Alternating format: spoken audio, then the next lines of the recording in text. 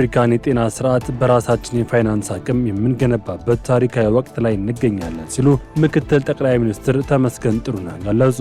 ምክትል ጠቅላይ ሚኒስትሩ በማህበራዊ ትስስር ገጻቸው ባሰፈሩት መልእክት በጋና አክራ በተካሄደው የአፍሪካ ህብረት የአስቸኳይ ልዩ የመሪዎች ጤና ጉባኤ ላይ መገኘታቸውን ገልጸዋል። ዝርዝር አለ። የሀገሪቱን የቤት ፍላጎት የሚያሟላ የመጀመሪያ የሆነ አዲስ የቤት ልማት ፖሊሲ መዘጋጀቱን የከተማና መሰረተ ልማት ሚኒስቴር ገለጸ። ፖሊሲው 8 ዋና አቅጣጫዎችን የያዘ መሆኑን ጠቅሰው ከተማን ወደ ጎን ከማስፋፋት ይልቅ በከተማ መሃል ያሉ ከአገልግሎት በታች የሆኑ መሬቶችን ወደ አገልግሎት ማስገባት ኮምፓክት ሲቲ መገንባት መሆኑን ተገልጿል። ሰሙታላችሁ። የቡርኪና ፋሶ ወታደራዊ መንግስት መሪ ካፕቴን ኢብራሂም ትራውሬ በካቢኔያቸው ውስጥ የስልጣን ሽኩቻ አለኝ በሚል የሚናፈሰው ወሬ ውድቅ በማድረግ ብቸኛው የሀገሪቱ መሪ መሆናቸውን አስታወቁ። ትራውሬ በአንድ መርከብ ላይ 2 ካፕቴኖች ሊኖሩ አይችሉም በማለት በሰሜናዊቷ ዋሂጉያ ከተማ ለሚገኙ የማህበረሰብ መሪዎች ተናግረዋል። ሌላ የያዝነው ጉዳይ ነው። አሜሪካ በመካከለኛው ምስራቅ የተቀሰቀሰ ግጭት ተከትሎ ለመጀመሪያ ጊዜ ቢ1 የተሰኘውን የረጅም ርቀት ተጓዥ ቦምብ ጣይ አውሮፕላን በኢራን ላይ ጥቃት ለማድረስ መጠቀሟ ተዘገበ።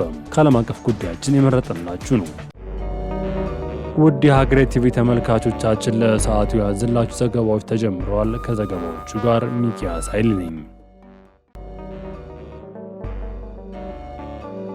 የአፍሪካ የጤና ስርዓት በራሳችን የፋይናንስ አቅም የምንገነባበት ወቅት ላይ እንገኛለን ተባለም። የአፍሪካ የጤና ስርዓት በራሳችን የፋይናንስ አቅም የምንገነባበት ታሪካዊ ወቅት ላይ እንገኛለን ሲሉ ምክትል ጠቅላይ ሚኒስትር ተመስገን ጥሩነህ ገለጹ።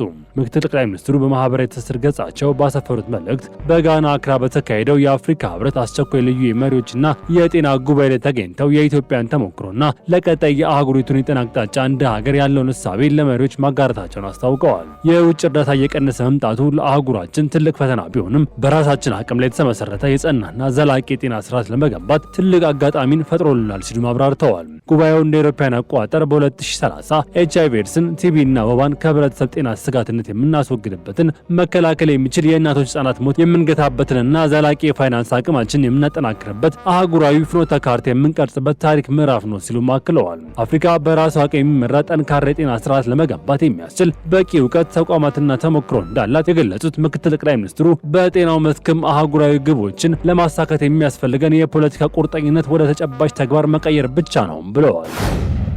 የህዝብ ተጠቃሚነት ይበልጥ ለማረጋገጥ የተጀመሩ ስራዎች ጠናክረው እንደሚቀጥሉ ተገለጸ። በሁሉም ዘርፎች የህዝብን ባለቤትነትና ሁለንተናዊ ተጠቃሚነት ይበልጥ በማረጋገጥ የተጀመሩ ውጤታማ ስራዎች ጠናክረው እንደሚቀጥሉ የብልጽግና ፓርቲ ምክትል ፕሬዝዳንት አደም ፋራህ ገለጹ። የብልጽግና ፓርቲ 2018 በጀት ዓመት አፈጻጸም ግምገማና የ2019 በጀት ዓመት መሪ ዕቅድ ውይይት ተካሂደዋል። በሁሉም ክልሎች በሁሉም ዘርፎች የተሻሉ አፈጻጸሞች እድገቶች ተመዝግበዋል ሲሉ የፓርቲው ምክትል ፕሬዝዳንት አደም ፋራህ አብራርተዋል። ከሀገሪቱ ከፍተኛ አቅምና ከህዝቡ ፍላጎት አኳያ አሁንም ብዙ መስራት እንደሚጠበቅ በአጽንኦት ገልጸዋል። ችግሮችን በየደረጃው ግብረ ኃይል ለማቋቋም መሪዎችን በግንባር ቀደም በማድረግ እስከ ታች መዋቅር ድረስ በባለቤትነት መምራት ይገባልም ብለዋል። በሁሉም ዘርፍ የህዝብን ባለቤትነትና የተደራጀ ተሳትፎን ማረጋገጥ እንደሚገባ ጠቁመው የአስተሳሰብ፣ የአደረጃጀት፣ የፋይናንስ፣ የግብዓት ማነቆችና ህገወጥ ደላሎችን በመለየት ተጠያቂነትን ማረጋገጥ ይገባል ነው ያሉት። የኑሮ ውድነትን ለማቃለል ገበያውን ለማረጋጋት በማክሮ ኢኮኖሚ ከሚከናወኑ ተግባራት ጎን ለጎን እያንዳንዱ ቀበሌና ወረዳ የራሱን ተጨባጭ ሁኔታ መጠቀም የምርት አቅርቦትን ማሳደግ፣ የህገወጥ ደላሎችን መረብ መበጣጠስና ንግድን በስርዓት መምራት ይኖርበታልም ብለዋል። በተጨማሪም ከውጭ ሀገር ስራ ስምሪት ጋር ተያይዞ የሚሰጡ ስልጠናዎችና የምዘና ሂደቶች ከዓለም አቀፍ ገበያ ፍላጎት ጋር እንዲጣጣሙ ማድረግ ይገባል ሲሉ ገልጸዋል። የሀገሪቱን የቤት ፍላጎት የሚያሟላ አዲስ የቤት ልማት ፖሊሲ መዘጋጀቱ ተገለጸ። የሀገሪቱን የቤት ፍላጎት የሚያሟላ የመጀመሪያ የሆነ አዲስ የቤት ልማት ፖሊሲ መዘጋጀቱን የከተማና መሰረተ ልማት ሚኒስቴር የቤቶች ልማት መሪ ስራ አስፈጻሚ አቶ ጸጋይ ሞሼ ገለጹ።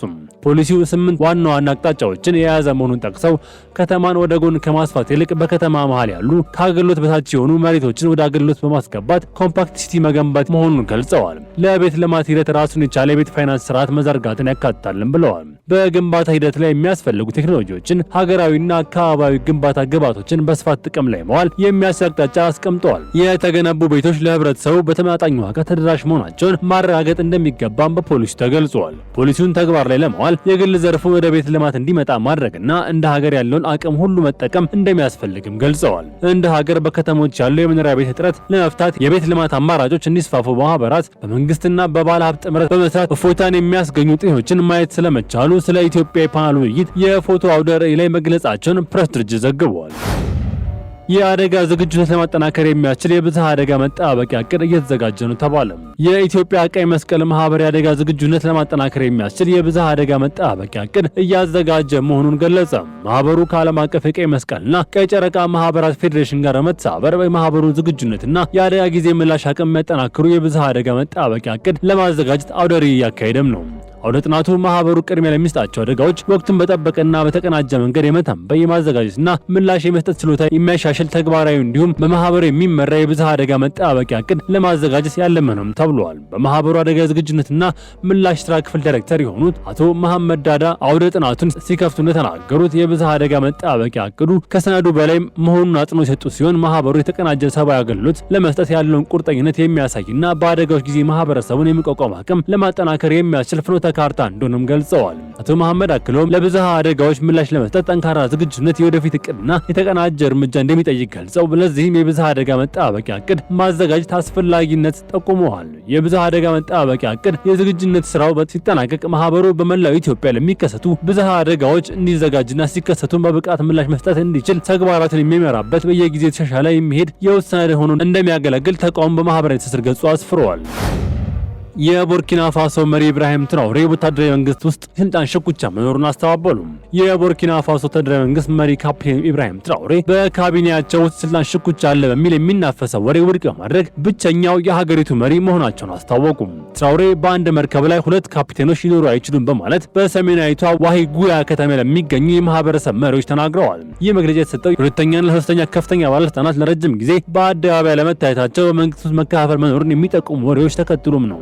የብሔራዊ መረጃ ኤጀንሲ ኃላፊው ኦማር ያቡሬና የመንግስት ቃል አቀባዩ ፍሩክ አዛሪያ ሶሩጎ ካለፈው ግንቦት ወር ጀምሮ አልታዩም። ሶሩጎ በትራኦሬ የቅርብ ሰዎች ታፍነው ተወስደዋል የሚል መረጃዎች ቢወጡም መንግስት እስካሁን ያለው ነገር የለም። ካፕቴን ትራኦሬ በሰጡት ማስጠንቀቂያም ከእኔ ጋር የሚሰሩ ሁሉ አሰራሬን ያውቃሉ፣ ስራ የሚያበላሽ ካለ ያለምንም አመንታት እርምጃ ወስዳለሁ ብለዋል። አክለውም በዙሪያቸው ምንም አይነት ኃይለኛ የሚባል ሰው እንደሌለና ሁሉም የእሳቸው ተልዕኮ የተገበሩ መሆኑን አጽንኦት ሰጥተዋል። ይህ በእንዲህ እንዳለ በዋና ከተማዋ ዋጋዱጉ በፕሬዝዳንታዊ ቤተ መንግስት ዙሪያ የፍተሻ ጣቢያዎች መብዛታቸው የጸጥታ ጥበቃው በከፍተኛ ሁኔታ መጠናከሩም ተዘግቧል። ይህም በመንግስት ውስጥ ያለውን ስጋትና ያለመረጋጋት የሚያሳይ ሊሆን እንደሚችል ተገምቷል ሲል አፍሪካ ኒውስ ዘግቧል። አሜሪካ ለመጀመሪያ ጊዜ ቢ1 ቦምብ ጣይ አውሮፕላን በመጠቀም በኢራን ላይ ጥቃት ሰነዘረች። አሜሪካ በመካከለኛው ምስራቅ የተቀሰቀሰው ግጭት ተከትሎ ለመጀመሪያ ጊዜ ቢ1 የተሰኘውን ረጅም ርቀት ተጓዥ ቦምብ ጣይ አውሮፕላን በኢራን ላይ ጥቃት ለማድረስ መጠቀሟ ተዘገበ። ግጭቱ በድጋሚ ከተጀመረ ከ12 ቀናት በኋላ ባለፈው ማክሰኞ የተፈጸመው ይህ ጥቃት አሜሪካ በኢራን ላይ የጀመረችው ወታደራዊ እርምጃ በከፍተኛ ደረጃ እንዳሳደገች ያሳያልም ተብሏል። እንደ አክሲዮስ ዘገባ ከሆነ ይህ ግዙፍ ቦምብ ጣይ አውሮፕላን ተልዕኮውን የጀመረው በእንግሊዝ ከሚገኙ ወታደራዊ ጦር ሰፈር መሆኑን ተዘግቧል። ምንም እንኳን የአውሮፕላን እንቅስቃሴው በአውሮፕላን መከታተያ ድረገጾች አማካኝነት ሲታይ የነበረ ቢሆንም በኢራን ውስጥ የተመታውና ትክክለኛ ኢላማው ግን እስካሁን በይፋ አልታወቀም። የአሜሪካ ማዕከላዊ ሴንቲኮም በኢራን ላይ የተፈጸመው የሌሊት ጥቃት በሰጠው መግለጫ ላይም ስለ ቢ1 ቦምብ ጣይ አውሮፕላን ምንም አይነት ገለጻን ከማድረግ ተቆጥቧል። ይህ ወታደራዊ እርምጃ በሁለቱ ሀገራት መካከል ያለው ፍጥጫ ይበልጥ ሊያባብሰው እንደሚችል ተገምቷል ሲል ጄሩሳሌም ፖስት ዘግቧል። ዩክሬን በሩሲያ የነዳጅና የሎጂስቲክስ ተቋማት ላይ ድሮን ጥቃት ፈጸመች። የዩክሬን ጦር ሌሊቱን በሩሲያ የተለያዩ ክልሎች ላይ በመሰማራት በበርካታ ከተሞች በሚገኙ ኢላማዎች ላይ መጠነ ሰፊ የድሮን ጥቃት ስትፈጽም አድራለች። በዚህም መሰረት በኢሊያኖቭስክ ክልልና ኖቫስፓስኮ መንደር ውስጥ የሚገኙ የኤንኤስ ኦይል ነዳጅ ማጣሪያ ተቋም ላይ በተሰነዘረ የድሮን ጥቃት ከፍተኛ የእሳት አደጋ ተከስቷል። ከሩሲያና ዩክሬን ድንበር በግምት 650 ኪሎ ሜትር ርቀት ላይ የሚገኘው ይህ ማጣሪያ በዓመት 600,000 ቶን ድፍድፍ ነዳጅ የማምረት አቅም ያለው ነው። የዩክሬን መንግስት እነዚህን ኃይልና የነዳጅ ተቋማት ለክሬምሊን ጦር ማሽንና የነዳጅ ገንዘብ ድጋፍ ስለሚያቀርቡ ህጋዊ የጦር ኢላማዎች እንደሆኑ አድርጎ ይቆጥራቸዋል። ዩክሬን የነዳጅ መሰረተ ልማቶች ላይ የምታደርገው ተደጋጋሚ ጥቃት በሩሲያ ውስጥ የነዳጅ አቅርቦት ችግር ይበልጥ ለማባባስ የዋጋ ጭማሪ በማስከተል የኤክስፖርት ገደልና የነዳጅ ማደያዎች ማጥቃት የክሬምሊን አስተዳደር ላይ ከፍተኛ ጫናም ፈጥረዋል። በሌላ በኩል ዛሬ ሌሊት የሩሲያ ቬርኖስ ከተማ ላይ ከባድ የድሮን ጥቃት ተደርሷል። የዓይን እማኞች እንዳረጋገጡት የጥቃቷ ዋና ኢላማ የሩሲያ ትልቁ የኦንላይን ንግድ ኩባንያ የሆነው ዋይልድ ቤሪስ የሎጂስቲክስ ማዕከል ነው። ከታዋቂው ከአማዞን ጋር የሚመሳሰለው ይህ ግዙፍ ኩባንያ ከቅርብ ቀናት ወዲህ በተደጋጋሚ የዩክሬን ጥቃቶች ኢላማ ሲሆን መቆየቱ ተገልጿል። ውድ የሀገሬ ቲቪ ተመልካቾቻችን ለሰዓቱ ያዝላችሁ ዘገባዎች ተጠናቀዋል። ቸር ቆዩ።